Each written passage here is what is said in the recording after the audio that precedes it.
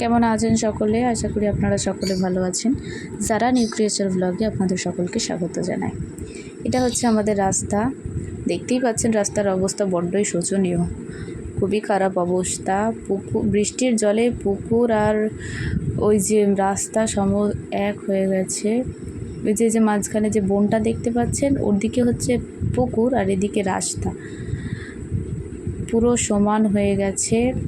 দেখি সামনেটা, চলুন দেখা যাক কি হয়। কতটা ডুবে গেছে ঠিক দেখতে পাবেন আপনারা। সমস্ত কিছু ডুবে গেছে। এই রাস্তার মধ্যেই আমাদের সমস্ত কিছু যাতায়াত, প্রয়োজনীয় সমস্ত কিছু এই রাস্তাতেই হয়। বর্ষাকালে সত্যিই আমাদের খুব অসুবিধা। বাড়ির সামনে দেখতেই পাচ্ছেন কিভাবে ডুবে গেছে।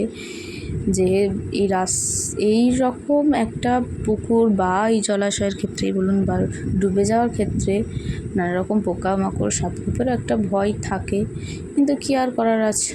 চলুন, বৃষ্টির জলকে তো আর আটকে রাখা যায় না, এটাকে মেনে নিতে হবে প্রকৃতির নিয়ম হিসাবে।